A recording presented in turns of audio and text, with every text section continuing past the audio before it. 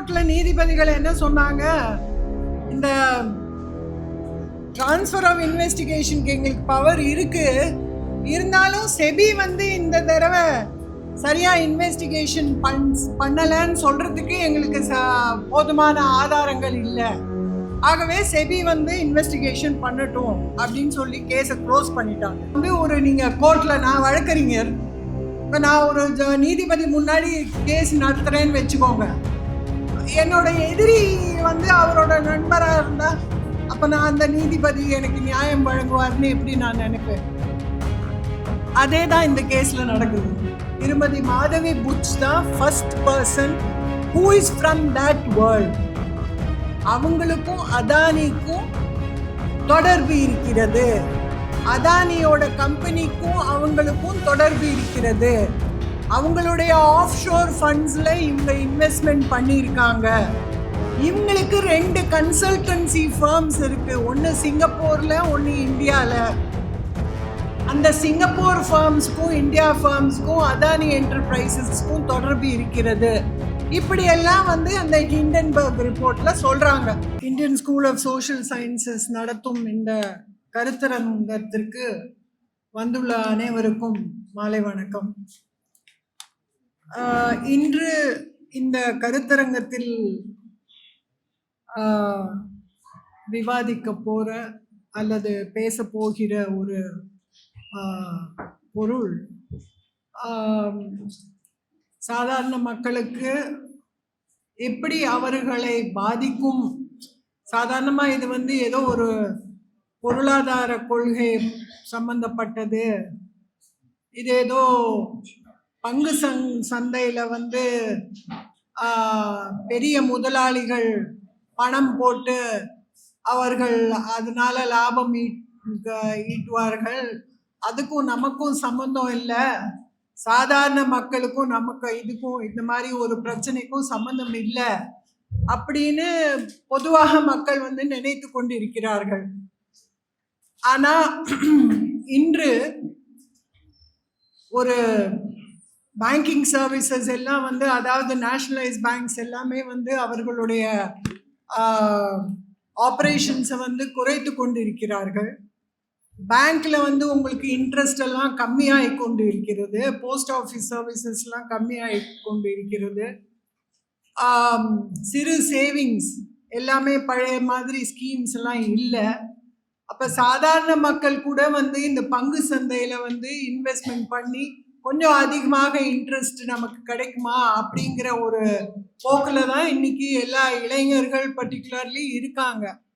அது தவிர இந்த பழைய பென்ஷன் ஸ்கீம்னு இருந்தது பார்த்தீங்களா, கவர்மெண்ட் சர்வன்ட்ஸ்க்கு, அது போயிடுச்சு. இப்போ இந்த நியூ பென்ஷன் ஸ்கீம்னு ஒன்று இன்ட்ரடியூஸ் பண்ணியிருக்காங்க இல்லை, அந்த நியூ பென்ஷன் ஸ்கீமை ஏன் அரசாங்க ஊழியர்கள் எல்லாமே எதிர்க்கிறார்கள் என்றால், இப்போ இருக்கிற இந்த பிரச்சனை மாதிரி ஒரு பிரச்சனை உருவாகும் என்று அவர்கள் நினைத்து ஊகம் கொண்டு அதை எதிர்த்து கொண்டு இருக்கிறார்கள். ஏனென்றால் பென்ஷன் ஃபண்ட் எல்லாமே உங்ககிட்டேருந்து கலெக்ட் பண்ணி கவர்மெண்ட்டேருந்தும் கலெக்ட் பண்ணி, முன்னாடி கவர்மெண்ட் செக்யூரிட்டிஸில் இருந்தது, இப்போ எல்லாமே மியூச்சுவல் ஃபண்ட்ஸில், பங்கு சந்தையில் தான் இன்வெஸ்ட்மெண்ட் ஆகிறது. அதனால இந்த பங்கு சந்தையில் நடக்கக்கூடிய தில்லுமுள்ளுகள் எல்லாம் நம்மளை போல சாதாரண மக்களையும் பாதிக்கும். ஆகவே நம்ம இன்னைக்கு இந்த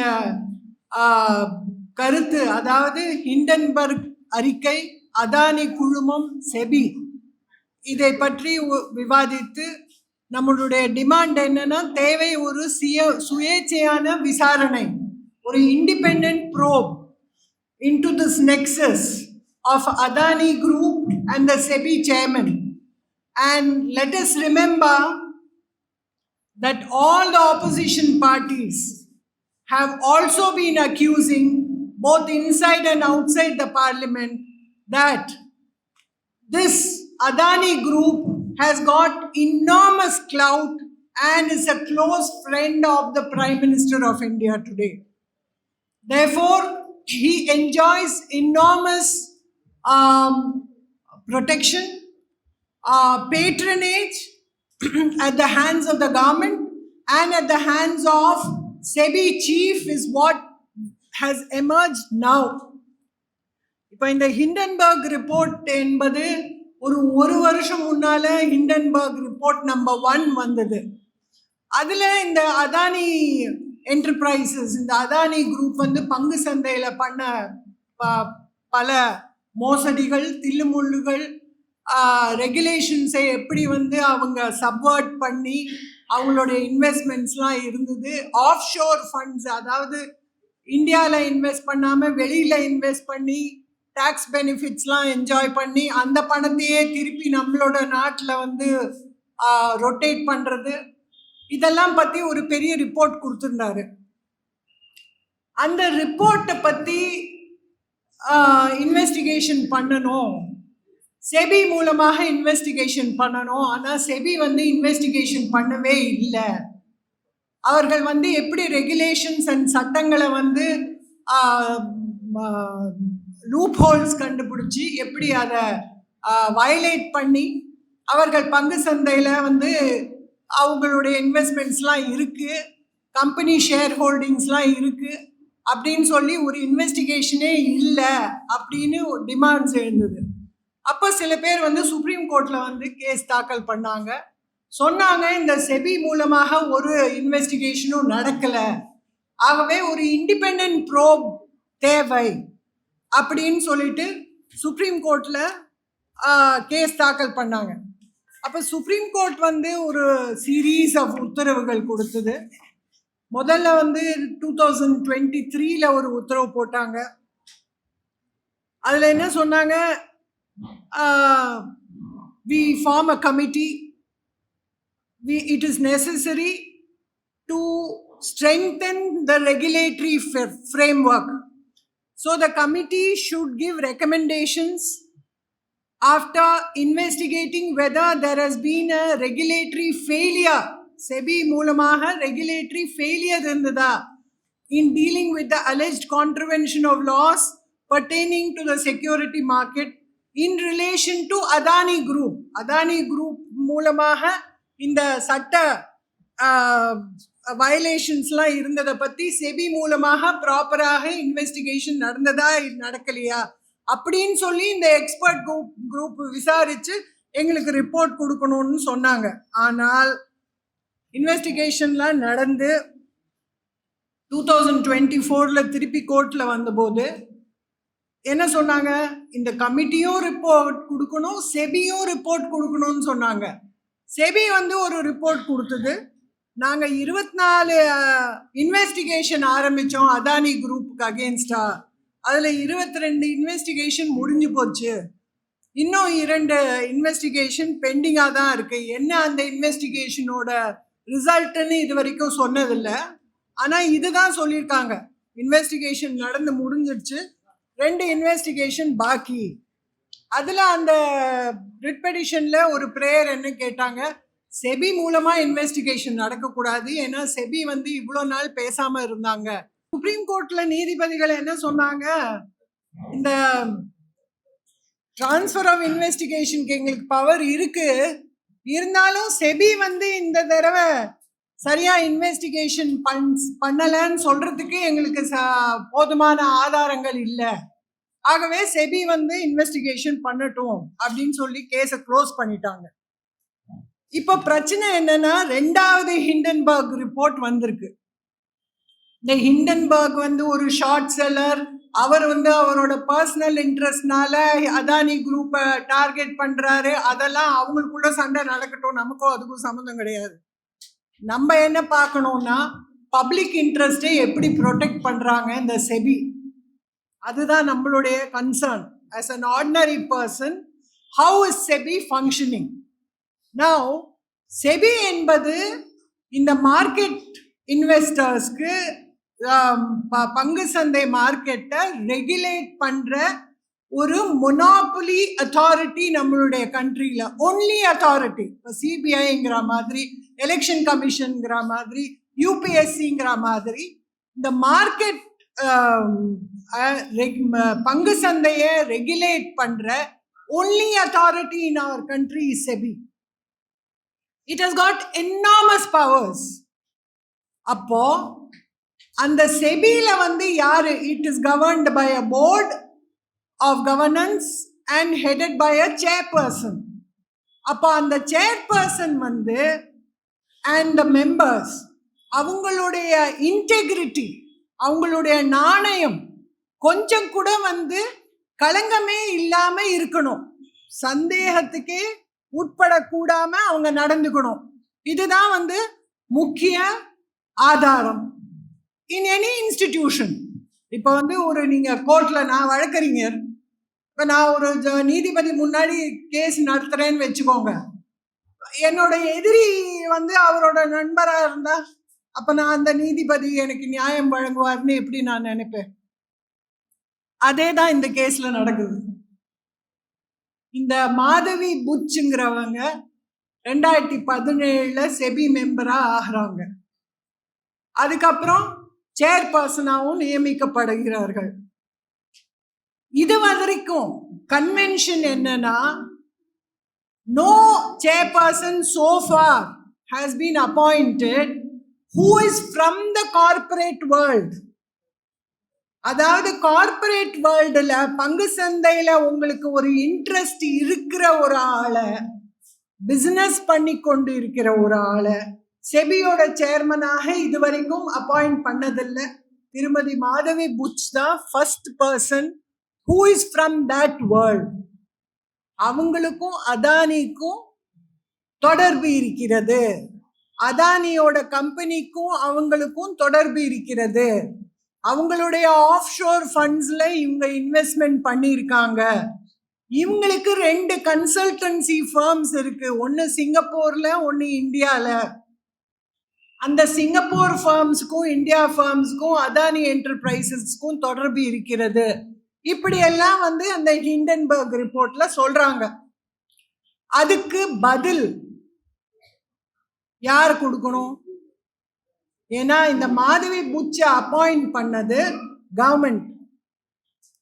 அப்போ இந்த மாதவி புச் வந்து அப்பாயிண்ட் பண்ணுவதற்கு முன்னால கவர்மெண்ட்டுக்கு, அதாவது ஃபைனான்ஸ் மினிஸ்ட்ரிக்கு இல்ல கேபினட் கமிட்டிக்கு, எனக்கும் அதானி என்டர்பிரைசஸ்க்கும் இல்ல அதானி ஃபண்ட்ஸுக்கும் இந்த மாதிரி தொடர்புகள் இருந்ததா, இல்ல நானே வந்து கன்சல்டன்சி ஃபர்ம்ஸ் நினைச்சு இந்த மாதிரி இன்வெஸ்ட்மெண்ட்லாம் பண்ணுங்கன்னு அட்வைஸ் பண்ணி கொண்டிருந்தேன் அப்படின்னு நீங்க மினிஸ்ட்ரிக்கு இன்ஃபார்ம் பண்ணிருக்கீங்களா?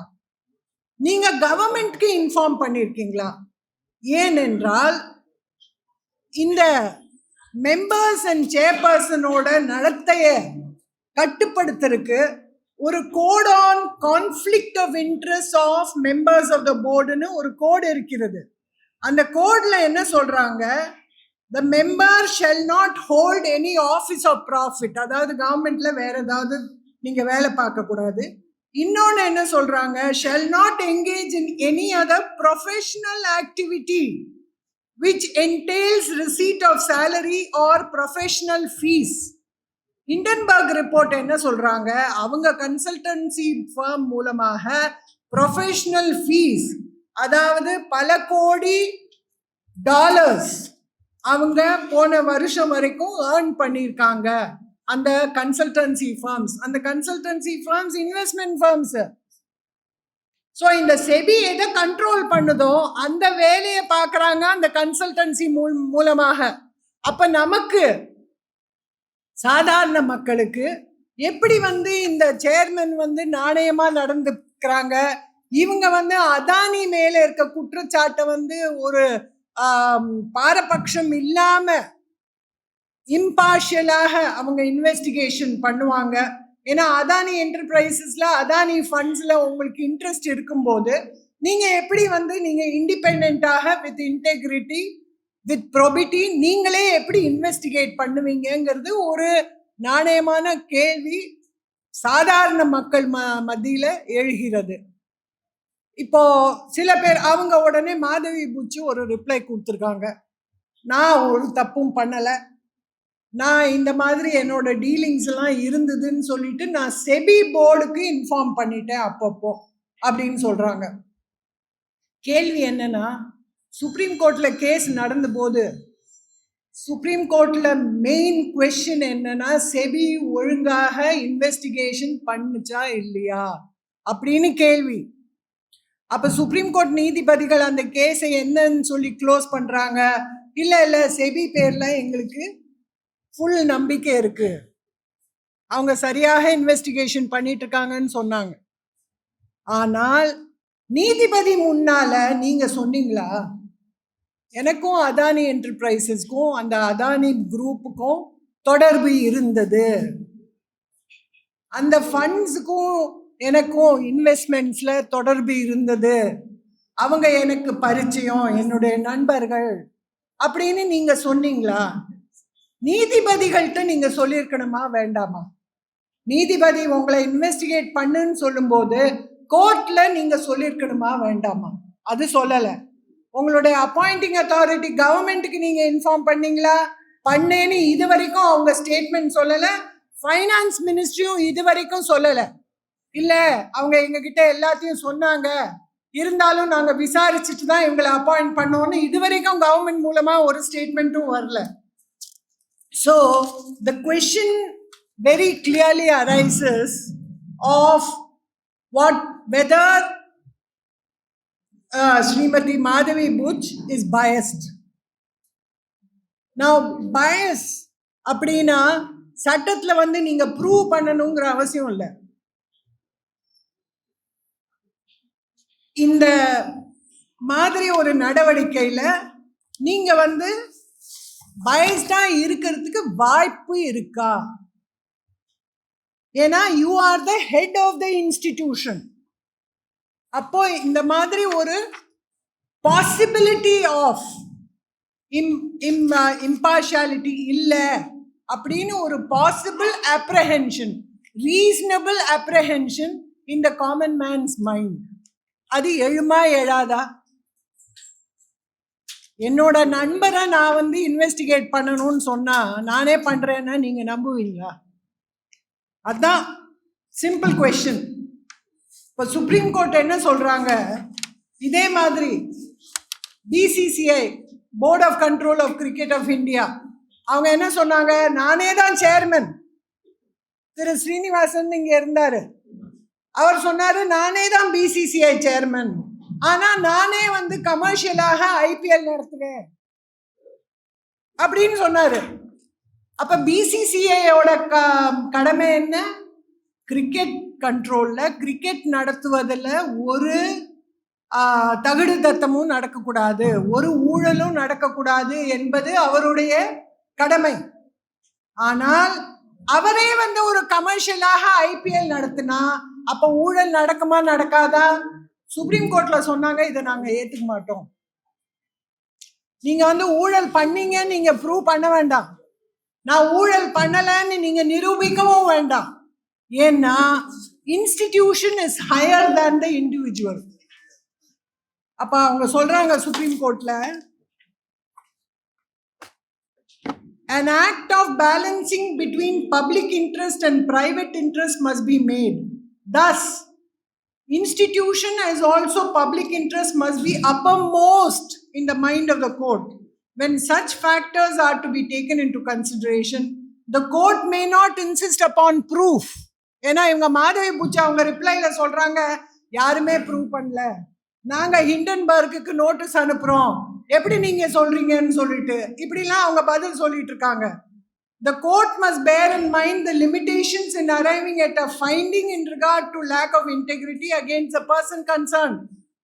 ஆக்சுவலாக ஊழல் நடந்திருக்கு இந்த மாதவி பூச்சி மூலமாக அப்படின்னு ப்ரூவ் பண்றது as a common person நமக்கு வந்து it is impossible. We don't have the facts, but we know as a fact that she has had dealings with Adani. We know as a fact that she has run a consulting firm and she has been earning money from that consulting firm. ஒரு பத்திரிகை நிருபர் கேட்டிருக்காரு, உங்க consulting ஃபர்மோட clients எல்லாம் யாரு, அதுல Adani group இருக்கா, சொல்லுங்க பதில். அதானி குரூப் அதோட கிளையண்டா இருந்தா உங்க கிளையண்ட் மேலேயே நான் இன்வெஸ்டிகேஷன் பண்ணி அவங்க ரொம்ப கிளீன் நீங்க எப்படி சொல்லுவீங்க? அந்த இன்வெஸ்டிகேஷனை நாங்க எப்படி நம்புவோம் அப்படின்னு அவர் கேட்டிருக்காரு. இது வரைக்கும் பதில் வரல. ஆகவே இந்த மாதிரி பல விஷயங்கள் நாம் மிகவும் உன்னிப்பாக கவனித்து யோசிக்க வேண்டிய விஷயம். இதை பற்றி ஆலோசித்து விவாதிக்க வேண்டிய விஷயம். கடைசியாக நம்மளுடைய டிமாண்ட் என்ன வேண்டுமென்றால், சில பேர் சொல்றாங்க இந்த இன்வெஸ்டிகேஷன்ல மாத்திரம் அவங்க பார்ட்டிசிபேட் பண்ணக்கூடாதுன்னு. என்ன கேட்டா, இப்போ இருக்கிற நம்ம நாட்டு நிலைமையில அதானி தான் எல்லா இடத்துலையும் he is all pervasive. He is now controlling infrastructure, port, every other place, airports. எல்லா இடத்துலையும் அவரோட கை ஊனி இருக்கு. அப்ப அவரை இந்த மாதிரி ஒரு செபி சேர்மன் மேல இருந்து அவரை எப்படி ரெகுலேட் பண்ணுவாங்கன்னு நம்மளுக்கு நம்பிக்கை கிடையாது. ஆகவே இவங்களை சேர்மன் பதவியிலேருந்து நீக்க வேண்டும் என்பது நம்மளுடைய அல்டிமேட் டிமாண்டாக இருக்க வேண்டும்.